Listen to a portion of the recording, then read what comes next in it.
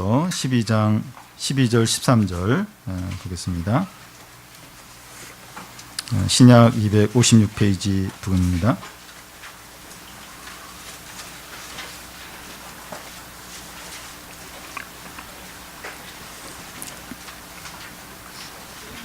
로마서 12장 12절 13절 두 절입니다. 한 절씩 교대로 읽겠습니다. 소망 중에 즐거워하며 환난 중에 참으며 기도에 항상 힘쓰며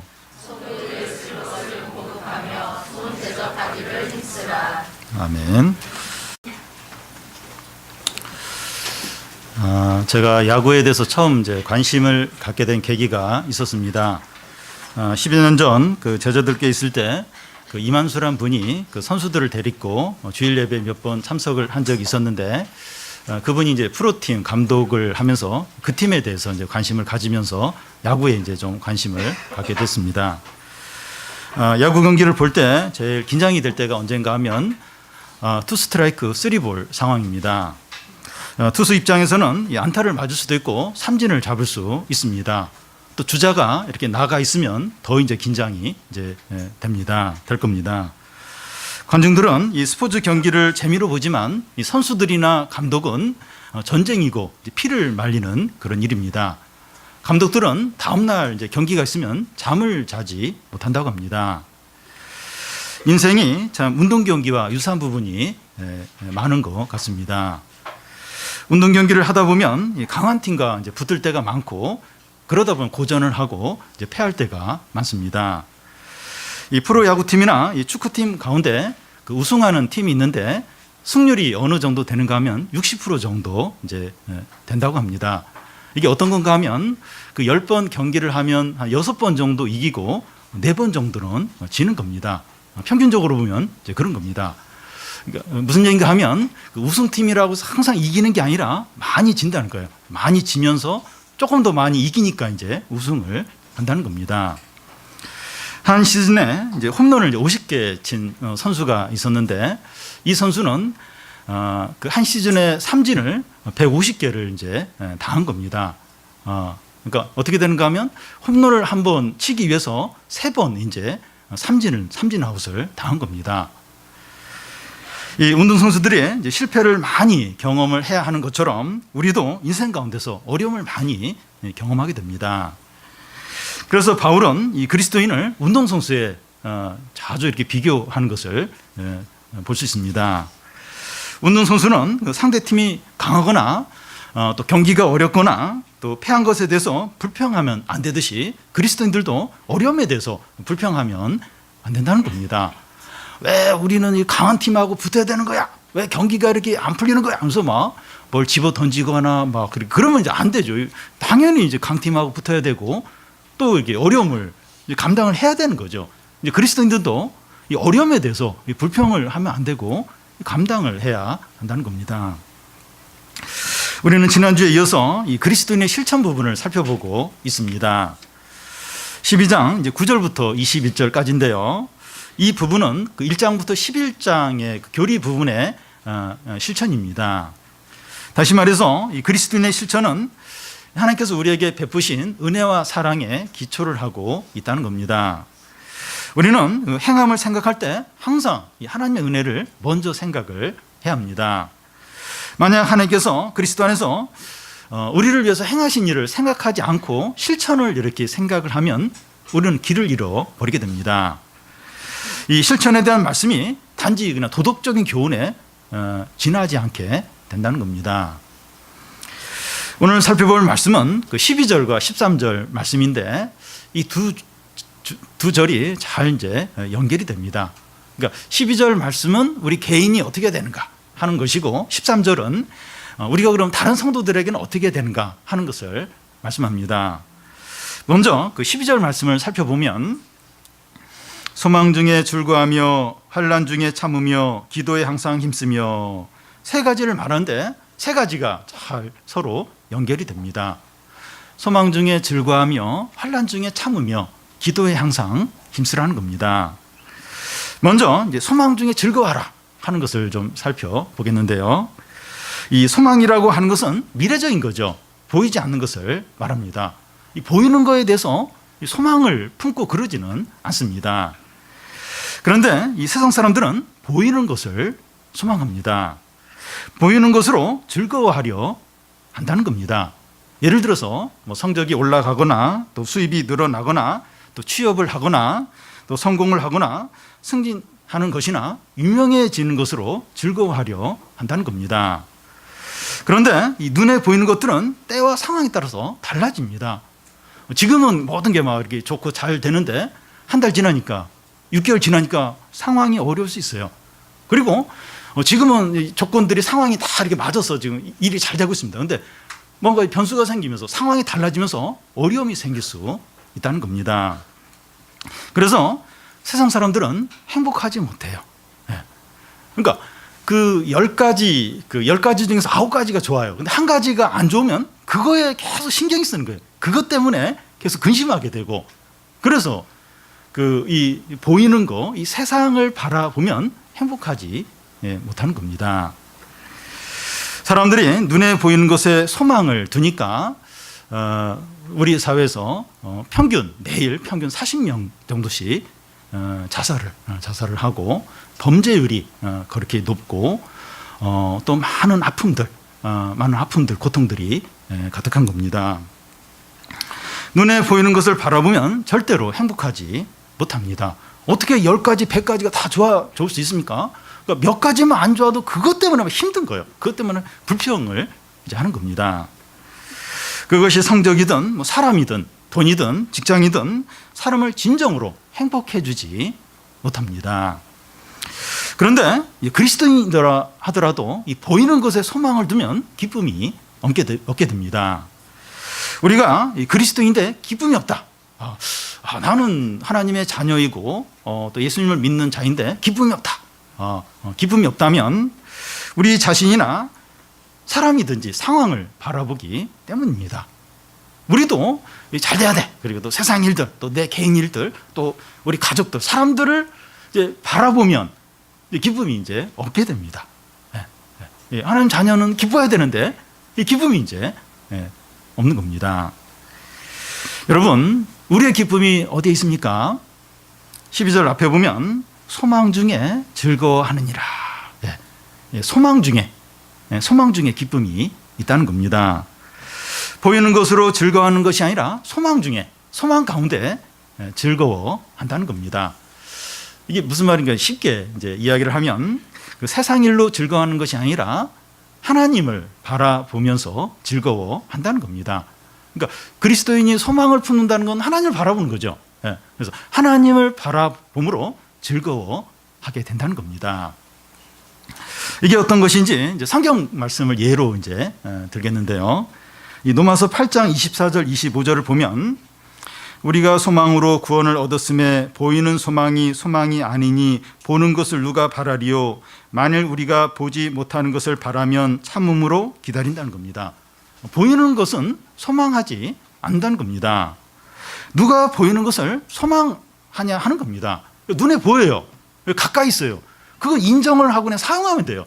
그 보이는 걸 막 소망하고 그렇게 하지 않는다는 겁니다. 우리가 이 보이지 않는 것을 소망한다면 참음으로 기다려야 한다는 겁니다.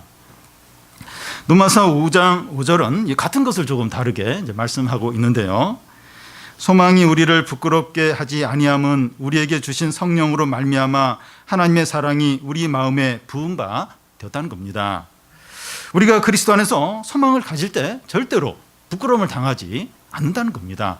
왜냐하면 하나님의 사랑이 우리에게 부은 바 되었다는 거예요. 우리가 하나님의 큰 사랑을 받았다는 겁니다. 하나님이 독생자도 아끼지 않고 우리를 위해서 주셨어요. 그랬는데 우리가 하나님께 이렇게 소망을 두는데 이미 하나님 우리에게 큰 사랑을 주었기 때문에 그 소망이 절대로 수치를 당하거나 부끄러움을 당하지 않는다는 겁니다. 하나님 우리를 그렇게 사랑하시는데 우리가 그 하나님께 소망을 뒀는데 그 소망이 헛되게 막 부끄러움 당하고 그런 일은 없다는 겁니다. 이 고린도전서 15장에서는 만일 우리가 바라는 것이 이 세상의 삶뿐이면 모든 사람 가운데 우리가 더욱 불쌍한 자라는 겁니다. 우리가 바라보는 것이 이 세상이 전부라면 세상에서 누리지 못한 것들, 또 고난 받은 것들이 다 헛된 것이 된다는 겁니다. 그러니까 이 세상이 전부다. 그래서 막 그리스도인인데 이 세상을 전부인 것처럼 여겨요. 그런데 우리가 이제 신앙 때문에 이제 막 어떤 세상의 어떤 재미도 이제 거절하고, 또 예수님 때문에 고난도 받고, 또 주일날 잠을 잘 수도 있고 놀러 갈 수도 있고 영화를 볼 수도 있고, 그런데 졸린데도 여기 나와서 지금 예배 드리고, 이게 다 헛된 것이 된다는 거예요. 이 세상이 전부라면 이 세상에서 즐겨야 되죠. 누려야 되죠. 근데 우리는 그렇지 않고, 우리는 절제하고 또 세상의 어떤 욕심들을 포기하면서 살아가고 있다는 겁니다. 근데 이 세상이 전부라면, 이 세상이 전부인 줄 우리가 생각한다면 우리는 세상에서 가장 비참한 자가 된다는 겁니다. 그래서 우리는 이 세상 가운데, 이 세상이 전부인 것처럼 여기지 않고 소망 가운데서 즐거워한다는 겁니다. 하나님을 바라보고 하나님께 소망을 두면서 즐거워한다는 겁니다. 여러분, 성경은 우리가 나그네고 순례자인 것을 말씀합니다. 베드로는 베드로전서를 보내면서 흩어져 있는 나그네들에게 보낸다고 그렇게 이제 베드로전서 제일 앞에 이렇게 썼습니다. 이 세상의 이 나그네들, 성도들이 이제 나그네라는 겁니다. 우리는 이 세상에서 나그네입니다. 그러니까 여기서 다 누리고 여기서 다 차지하고 다 즐기고, 그게 아니라 이렇게 이 세상은 나그네, 그 하늘의 본향을 향해서 이렇게 여행을 하는 나그네들이라는 겁니다. 빌립보서 3장에서는 우리의 시민권이 하늘에 있다는 겁니다. 우리 대한민국 시민이죠. 그런데 대한민국 시민 이전에 천국 시민이라는 겁니다. 우리의 진정한 소속은 이 천국인 거예요. 천국. 천국이 우리의 진정한 나라인 겁니다. 골로새서 3장에 보면 윗것을 생각하고 아랫것을 생각하지 말라고 말합니다. 일시적인 세상 것들을 바라보지 말고 영원한 하늘의 것을 바라보라는 겁니다. 이런 모든 말씀들은 이 그리스도인은 세상을 바라보는 자들이 아니라 하나님을 바라보는 자들이라는 겁니다. 소망 중에 즐거워하는 자들이 이제 그리스도인이라는 겁니다. 그래서 이 아래 것, 이 세상에 있는 것들, 또 내가 가진 것들, 이걸 바라보고 거기에 소망을 두는 것이 아니라 영원한 하늘의 것을 바라보고, 이 땅을 사는 게 여기서만 다 누리고 다 차지하고 다 승진하고 남들처럼 다 이렇게 다 돼야 되고, 그게 아니라 그냥 나그네로, 그냥 거쳐가는 나그네로 이제 살아가는 자들이 이제 우리들이라는 겁니다. 다음은 그 12절 중간에 이 환난 중에 참으며 하는 겁니다. 운동선수가 경기를 할 때마다 힘든 싸움을 계속해야 하는 것처럼 우리의 인생도 환난이 계속 있습니다. 어려움들이 계속 있어요. 환난을 이상한 것으로 여기면 안 된다는 겁니다. 운동선수가 매일 이제 어떤 이렇게 경기를 이제 해야 되는데, 그 자기보다 훨씬 잘한 팀하고 붙어서 질 때도 있죠. 그리고 막 때로는 뭐 다치기도 하고, 근데 막 불평하는 거예요. 우리는 왜 이렇게 어려운 팀하고 해야 되는 거야? 이러면서 이렇게 경기가 안 풀려. 그렇게 하면 이상하다는 겁니다. 당연히 그런 어려운 경기를 해야 되고, 또 그 어려움을 이제 견뎌야 되는 거죠. 우리도 환난과 어려움이 계속 오게 되는데 그걸 이상하게 여기면 안 된다는 겁니다. 요한복음에 보면 예수께서 말씀하시기를 너희가 세상에서 환난을 당하나 담대하라, 내가 세상을 이겼다고 하십니다. 그러니까 어려움이 오는 거 가지고 낙심하지 말라는 거예요. 담대하게. 그게 이상한 게 아니라는 겁니다. 이 사도행전에서 바울은 하나님 나라에 들어가려면 많은 환난을 겪어야 된다고 말씀합니다. 그러니까 하나님 나라에 들어가려면 고난들, 어려움들, 그걸 이제 많이 감당을 해야 되고, 그걸 이제 이렇게 이겨야 된다고 말씀합니다. 예수님 말씀하시기를 종은 상전보다 낫지 못하다고 이제 하시면서, 상전인 예수님이 고난을 당했어요. 근데 종인 우리들은 편하게 지내고 인기를 얻고 잘 되기만을 바라서는 안 된다는 겁니다. 우리 주님이 고난과 멸시를 당하고 십자가에 죽으셨어요. 근데 그 예수님 믿는 우리는 예수님은 어떻게 됐든 나는 잘 돼야 돼. 인정받아야 돼. 내가 왜 어려움을 겪어야 돼?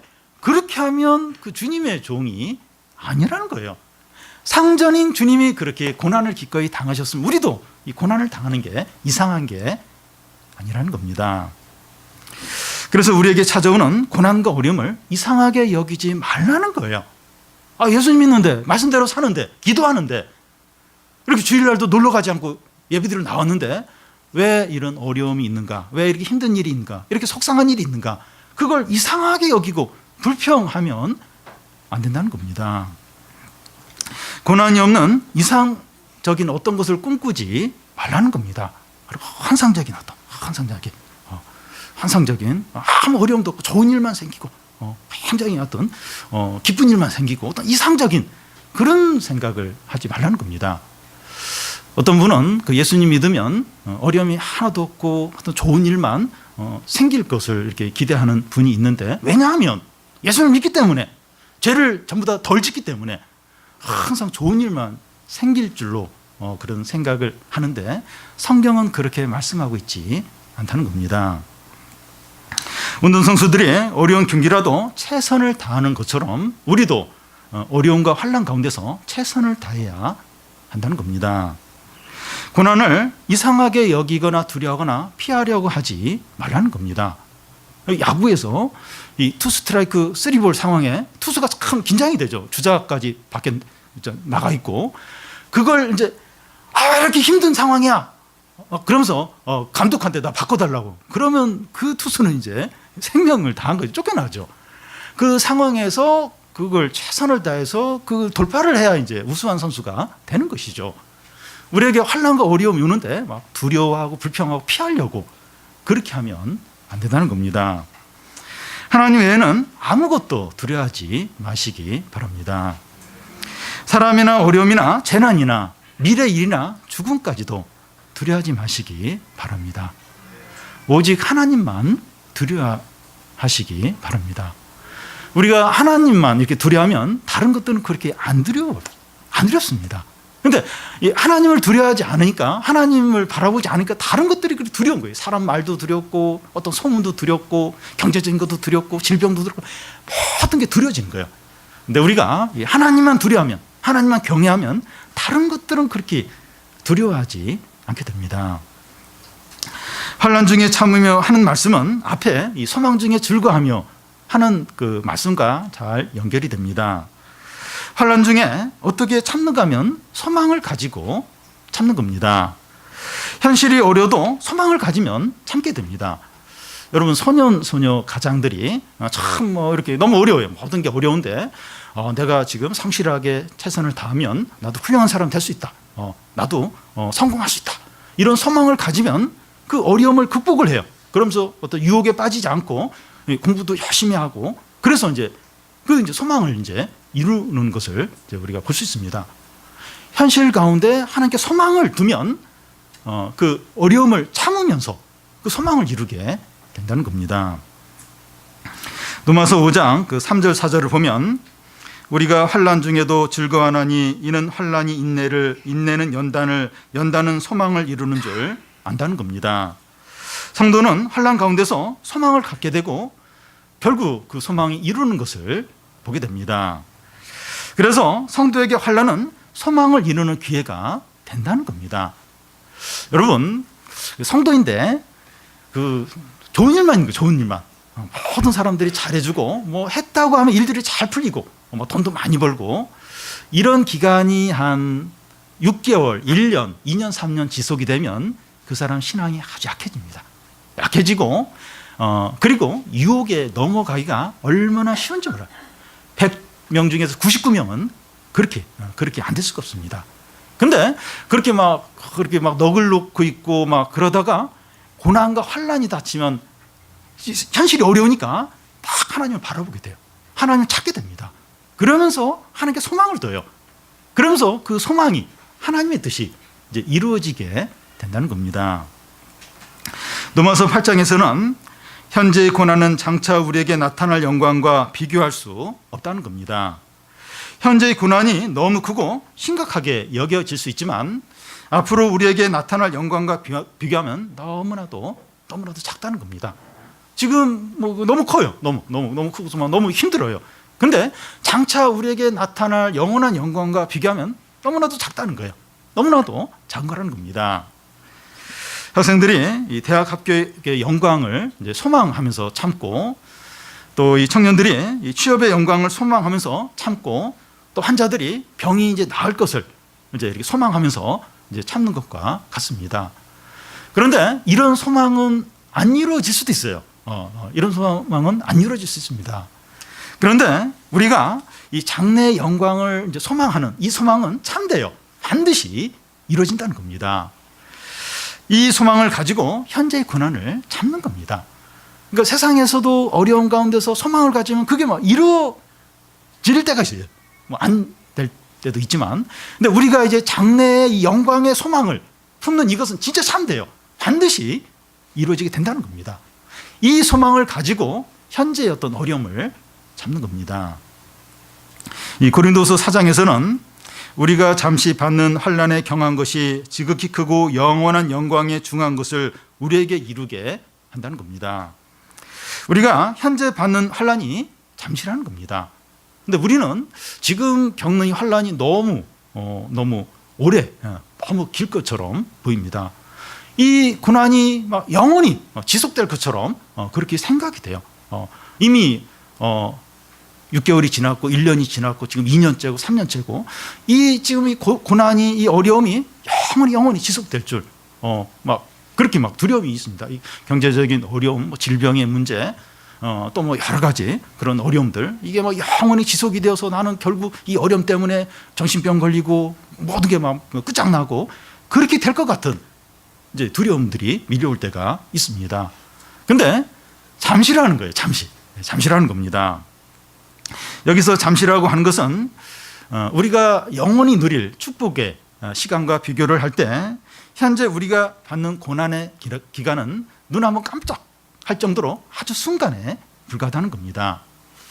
우주의 시간에 우리의 인생을 이렇게 비교하면 번개 한번 치는 것처럼 이 찰나에 불과한 것과 같습니다. 여러분, 우리에게 이 환난은 소망을 갖게 만들고 소망을 이루게 합니다. 그 성도에게 고난이 없으면 좋죠. 없으면 저도 이렇게 막 고난과 어려움이 싫습니다. 근데 이 고난과 환난이 올 때 소망을 갖게 돼요. 하나님을 바라보게 됩니다. 그러면서 그 소망이 이루어지는 기회가 된다는 겁니다. 그래서 성도에게 환난은 손해라기보다 유익입니다. 제가 신앙이 조금씩 더 좋아지면서 느끼는 게 고난이 유익이다. 고난. 나에게 고난이 없으면 얼마나 교만해지고 얼마나 유혹에 넘어가고 얼마나 정신을 못 차릴까, 얼마나 하나님으로부터 멀어질까, 그걸 제가 저에게서 발견하는 겁니다. 그래서 환난은 성도에게 손해가 아니라 위기라는 겁니다. 그래서 야고보서에서는 시험이 없는 자가 복된 자가 아니라 시험을 참는 자가 복되다고 그렇게 말합니다. 어려움이 없는 자가 행복한 자가 아니라 어려움을 참는 자가 진정으로 행복한 자라는 겁니다. 이걸 좀 아시는 분들이 계실 겁니다.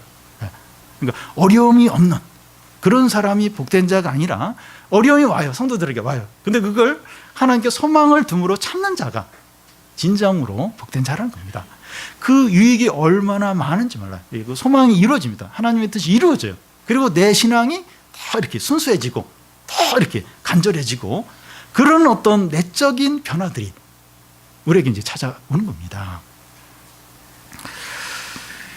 다음은 그 12절 끝에 기도에 항상 힘쓰며 하는 겁니다. 이 말씀은 앞에 두 말씀과 잘 어울립니다. 성도가 환난 중에 어떻게 참을 수 있습니까? 기도에 항상 힘쓰는 것을 통해서입니다. 환난 중에 어떻게 소망을 가질 수 있습니까? 기도에 항상 힘쓰는 것을 통해서입니다. 기도는 성도가 환난 가운데서 힘과 은혜를 얻는 수단입니다. 앞에서 이 성도는 그 운동선수처럼 어려움을 피하면 안 되고 정면 승부를 해야 된다고 하는데 어떻게 그럴 수 있습니까? 우리의 삶 가운데 계속 어려움들, 힘든 일들이 계속 짜증나고 화나게 만들고 이렇게 낙심하게 만드는 그런 일들이 계속 이제 우리에게 닥치는데 그런 가운데서 어떻게 이렇게 정면승부를 할 수가 있습니까? 기도로 힘과 지혜를 얻는 겁니다. 우리에게 환난이 항상 오기 때문에 항상 기도를 하는 겁니다. 이 빌립보서 4장에 보면 아무것도 염려하지 말고 다만 모든 일에 기도와 간구로 하나님께 아뢰라는 겁니다. 어려움을 당했을 때 걱정하지 말고 기도를 하라는 겁니다. 모든 어려움에 대해서 기도를 하라는 겁니다. 그러니까 우리는 이제 그 어려움이 올 때 이건 기도해도 될 것, 이건 기도해도 안 될 것, 그러면서 너무 힘들고 너무 이렇게 너무 그 이제 크게 느껴지는 어려움에 대해서는 기도를 안 해요. 그냥 이렇게 불평하고 좌절하고 두려움에 빠질 때가 많다는 겁니다. 그런데 아무 염려하지 말고 모든 일에 기도와 간구로 하나님께 아뢰라는 겁니다. 모든 걸 기도를 하라는 겁니다. 주저앉아서 염려할 시간이 있다면 그 시간에 그 문제를 가지고 기도를 하라는 겁니다. 내가 지금 가만히 보니까 내가 지금 걱정하고 있어요. 이 문제로 염려를 하고 있습니다. 그러면 내가 지금 이거 가지고 염려하고 있구나. 그 문제를 가지고 바로 하나님께 기도를 하라는 겁니다. 주여 불쌍히 여겨주소서, 도와주소서, 기도를 하라는 겁니다. 데살로니가 전서 5장에 보면 쉬지 말고 기도를 하라는 겁니다. 우리가 정해진 시간에 기도를 합니다. 이렇게 예배 오면 말씀 후에 기도를 하는데 그 시간만 딱 기도하고 끝나는 것이 아니라 걸어가면서 또 식사를 하면서 화장실에 앉아 있으면서 기도를 하라는 겁니다. 걸어가면서도 그냥 걷는 게 아니라 걱정해요. 여러 가지 염려를 합니다. 그 염려에 대해서 바로 기도를 하라는 겁니다. 학생들은 공부를 해야 되는데 걱정해요. 책을 보면서 걱정하고 염려하고 그러고 이제 있는 겁니다. 힘든 거예요. 아마 시험 못 볼 것 같고 대학에서 뭐 잘 안 될 것 같고 바로 그때 짧게라도 하나님 제가 염려하고 있습니다. 두려워하고 있습니다. 저에게 믿음을 주십시오. 지혜를 주십시오. 바로 기도를 하라는 겁니다. 밤에 잠을 자야 되는데 여러 가지 걱정거리, 염려거리 때문에 자꾸 뒤척여요. 그때 바로 기도를 하라는 겁니다. 주님, 내가 이것 때문에 지금 잠을 잘 수가 없습니다. 너무 걱정이 되고 너무 염려가 되고 또 너무 화가 납니다. 주님, 이 문제 주님께 맡깁니다. 저 은혜를 베풀어 주시고 인도하여 주시고 하나님 뜻대로 행하여 주십시오. 기도를 하라는 겁니다. 그러니까 쉬지 말고 기도를 하라는 거예요. 언제든지 뭐 길게 기도 안 해요. 눈 뜨고 그냥 기도를 해도 됩니다. 쉬지 말고 기도하라는 겁니다. 마가복음 11장에 보면 무엇이든지 기도하고 구한 것은 받은 줄로 믿으라. 그리하면 너에게 그대로 되리라 하십니다. 기도하면서 응답이 될까 안 될까 의심하지 말고 믿으라는 거예요. 응답하실 줄 믿으라는 겁니다. 기도하면서 저희 기도를 들어주심을 감사드립니다 하면서 확신 가운데 기도를 하라는 겁니다. 그럼 기도대로 된다는 겁니다. 그런데 이 기도한 대로 안 될 수 있는데 낙심하지 말라는 겁니다. 하나님의 선한 뜻이 있다는 거예요. 기도가 응답되는 그것보다 훨씬 더 큰 어떤 하나님의 선한 뜻이 있다는 겁니다. 그래서 기도할 때 기도 응답이 될까 안 될까 그 염려하지 말고 확신 가운데 기도를 하라는 겁니다. 여러분, 우리의 매일의 삶 가운데서 고난과 어려움과 힘든 일들이 계속 이제 닥치는데 어떻게 감당을 하시겠습니까? 내일, 이번 주에 걱정거리가 있어요. 힘든 일이 있습니다. 그리고 하루에도 몇 번씩 참 이렇게 마음을 답답하게 만드는, 절망하게 만드는, 또 짜증나게 만드는, 화나게 만드는 그런 일들이 우리에게 계속해서 닥치게 됩니다. 그 어떻게 감당을 하겠습니까? 기도에 항상 힘쓰는 것을 통해서입니다. 모든 것에 대해서, 모든 어려움에 대해서 기도를 하시기 바랍니다. 우리에게 기도는 세상의 어려움과 죄를 이기는 가장 강력한 무기입니다. 우리가 이 기도도 알고 있어요. 기도하면 하나님이 들으시는 줄도 알고 있습니다. 근데 기도를 안 한다는 거예요. 기도하는 대신에 염려와 걱정 가운데 있을 때가 얼마나 많은지 모른다는 겁니다. 기도를 쉬지 말고 하고 모든 것에 대해서 기도를 하라는 거예요. 확신 가운데. 네. 여러분, 하나님의 기도 다 들으십니다. 기도 다 들으세요.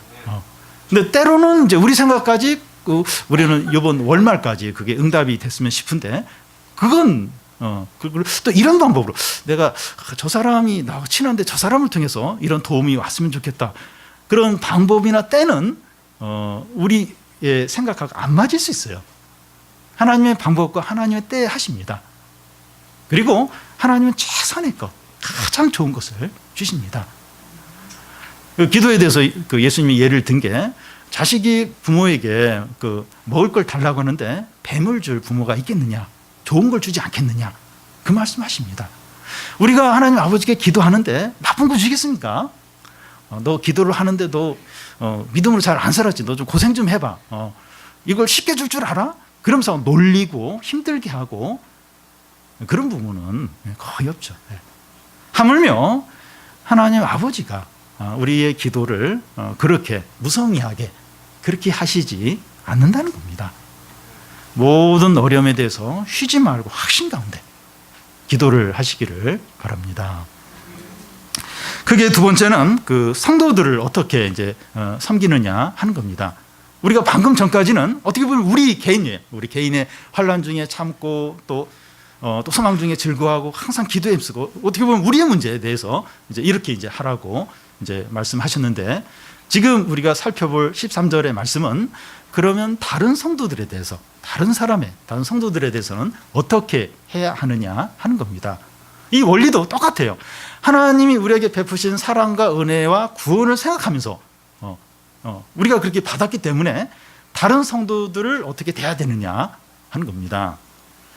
이 13절을 보면 성도들의 쓸 것을 공급하며 손 대접하기를 힘쓰라. 이 성도들의 쓸 것을 공급을 하라는 겁니다. 주님은 모든 사람의 필요를 다 채워주라고 말씀하지 않고 성도들의 필요를 채워주라는 겁니다. 성도들의 필요가 우선이라는 겁니다. 가난과 궁핍 가운데 있는 성도들과 선교사들과 사역자들의 필요를 우선적으로 채우라는 겁니다. 이 말씀은 그 앞에 5절의 말씀을 근거합니다.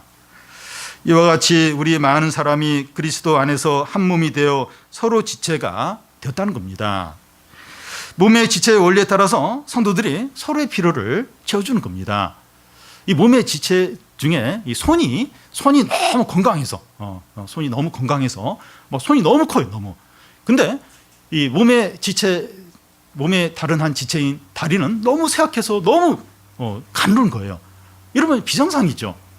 몸의 어느 부분은 너무 튼튼해서 너무 큰데 몸의 한 부분은 너무 쇠약해서 너무 가늘고 이러면 이건 이상한 거죠. 이게 비정상적인 겁니다. 몸의 지체들이 균형 있게 성장을 해야 하듯이 성도들도 획일적으로 다 같아야 된다 하는 것이 아니라 균형이 이제 이렇게 좀 맞춰져야 한다는 겁니다. 사도행전에 이 초대교회 모습이 나오는데 그 믿는 사람들이 다 함께 모여 모든 물건을 서로 통용하였더라고 되어 있습니다. 성도들의 교제는 같이 예배드리고 모임을 하는 그것이 전부가 아니라 물질 나눔까지 포함이 된다는 겁니다. 우리 교회의 성도들의 물질 나눔은 더 말할 필요가 없을 정도로 잘 하고 있다고 생각이 됩니다.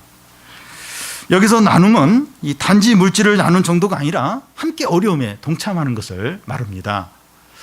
이 바울에게 이 빌립보 교회가 이제 이렇게 헌금을 보냈는데 바울이 뭐라고 말하는가 하면 너희가 내 괴로움에 함께 참여했으니 잘하였다고 말합니다. 빌립보 교회가 바울에게 이렇게 헌금을 보냈어요. 그랬더니 너희가 내 어려움에 동참을 했다 하면서 잘했다고 이제 하는 겁니다. 우리가 이 다른 지체의 어떤 궁핍함을 보고 경제적인 어려움을 보고 이렇게 도와주는 것은 그 지체의 그 어려움에 함께 동참하는 것이 된다는 겁니다.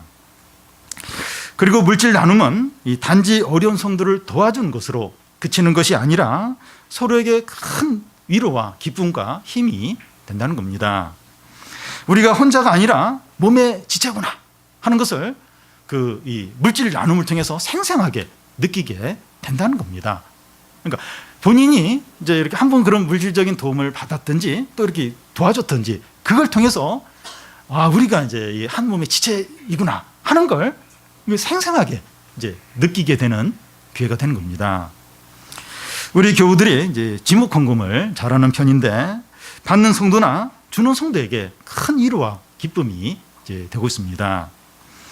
우리에게 물질이 풍족해졌다면 다른 곳에 투자하거나 미래를 위해서 저축할 수도 있지만 혹시 궁핍한 지체가 없는지 이제 돌아볼 필요가 있습니다. 여러분, 우리는 우리의 소유에 대해서 이 청직입니다. 이 청직이라고 하는 것은 경영인, 매니저를 말합니다. 이 경영인은 주인이 아니에요. 경영을 맡아서 일하는 직원인 겁니다. 우리는 때가 되면 주님 앞에 다 서게 됩니다.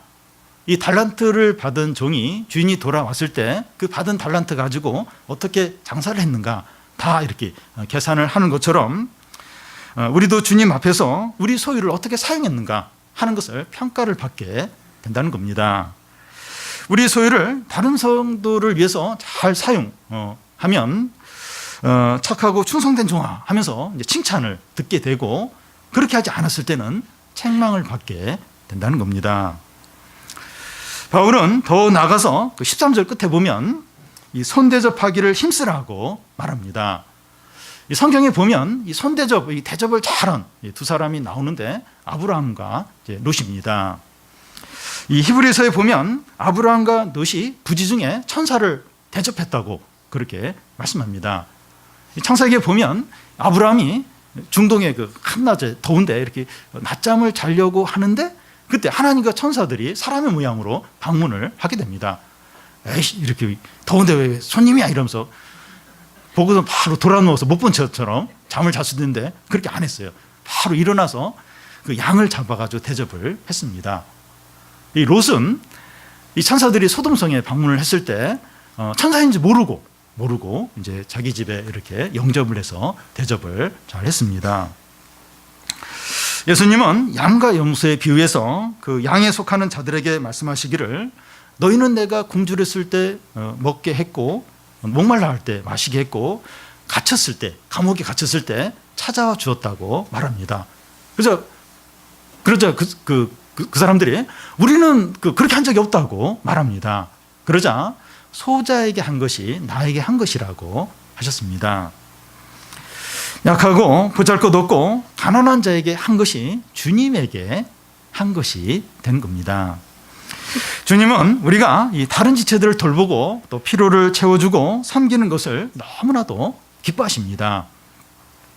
11절 끝에 보면 이제 주를 섬기라 했는데 우리가 다른 성도를 섬기고 또 사랑하고 또 물질을 나누는 것이 주님을 섬기는 것이 된다는 겁니다.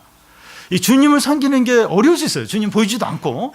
그런데 이 다른 성도를 섬기는 게 이 주님을 섬기는 겁니다. 주님을 섬기듯이 기쁨과 자원함으로 다른 성도들을 섬기라는 겁니다. 주님을 섬겨라. 주님을 섬겨야 되죠. 근데 주님을 섬기는 게 어떤 거냐? 이렇게 제일 약한 자, 제일 가난하고 또 부족하고 자꾸 이렇게 소외되는 어떤 그런 사람이 있다면 그런 사람을 섬기는 거예요. 소자를 섬기는 게 주님을 섬기는 것이 된다는 겁니다. 나랑 친하고 잘해주면 내가 하나 주면 두 개 줄 사람, 그런 사람을 섬기는 건 그건 다 이렇게 자기한테 유익이 되죠.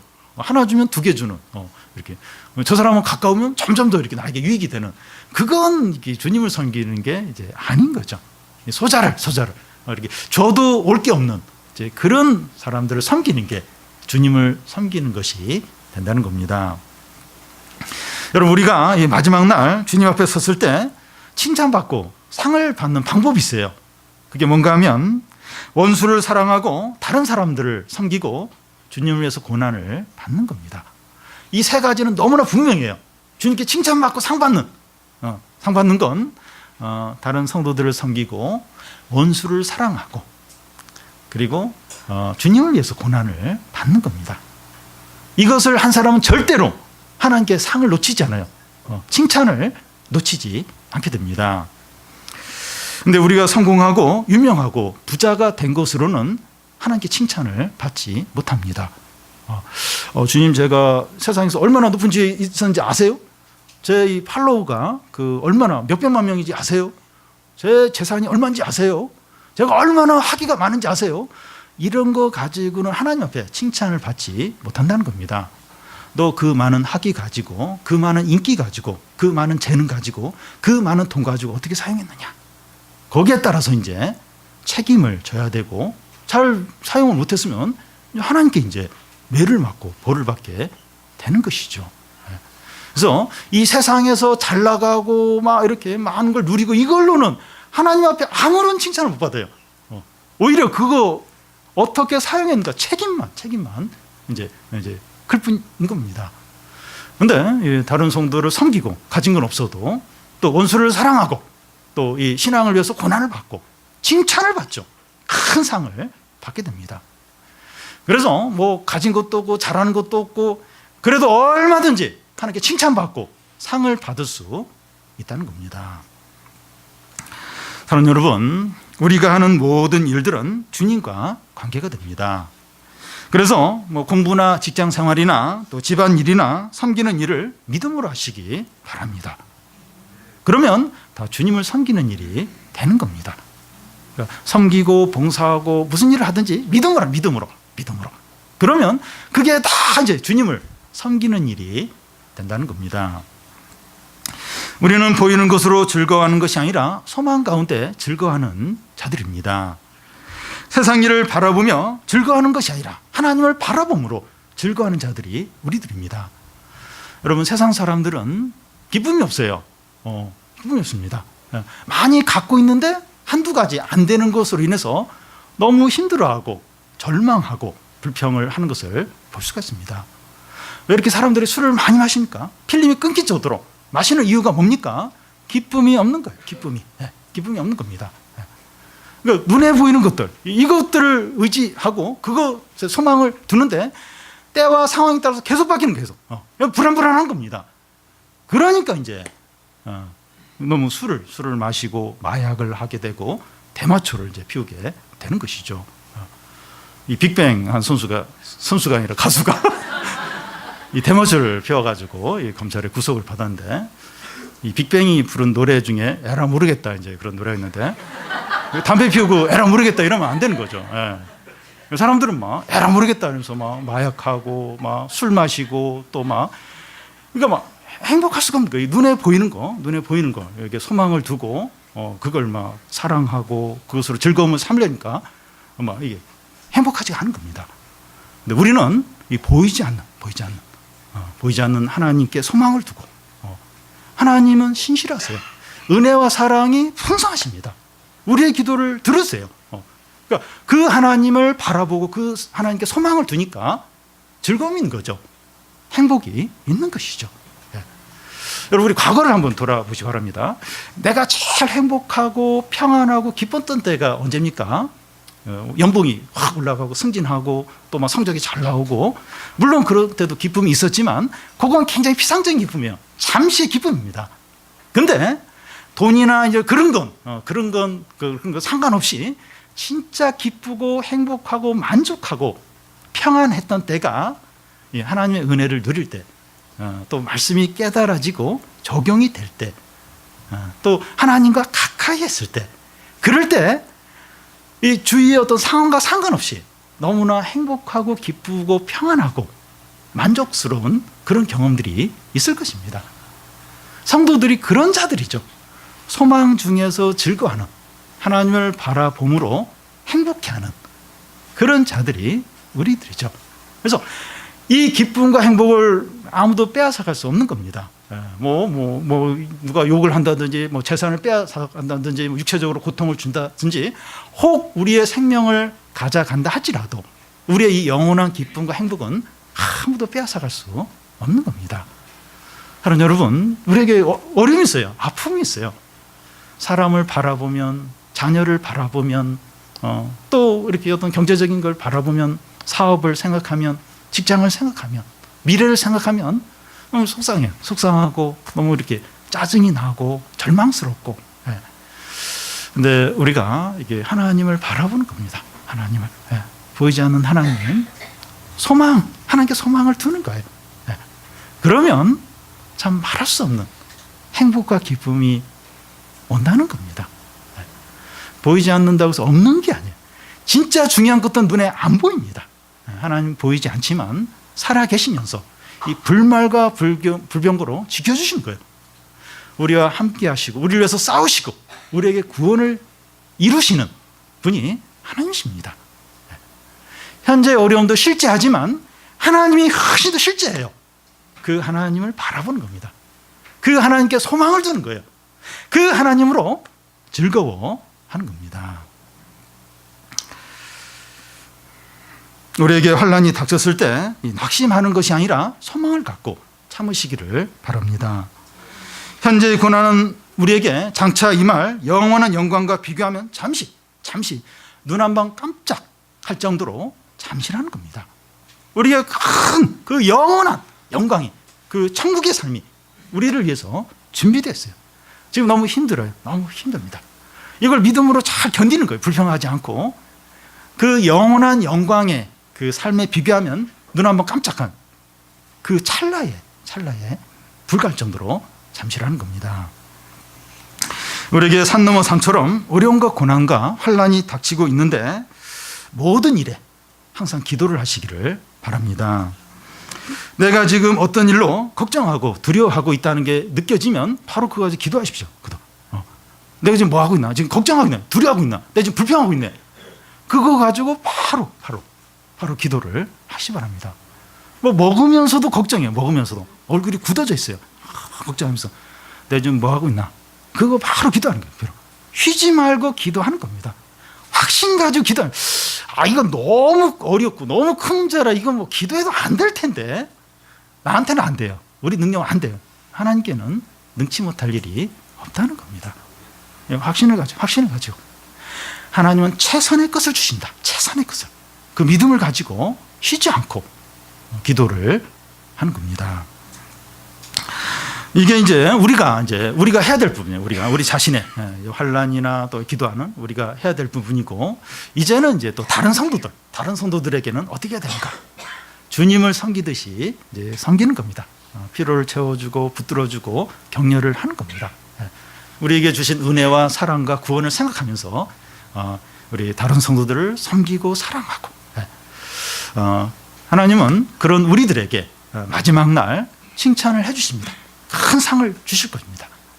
우리 모든 성도들이 개인적으로는 소망 중에 즐거워하고 환난을 참고 항상 기도에 힘쓰고, 또 다른 성도들에 대해서는 주님을 섬기듯이 섬김으로 하나님께 칭찬받고 큰 상을 받는 성도들이 다 되시기를 바랍니다.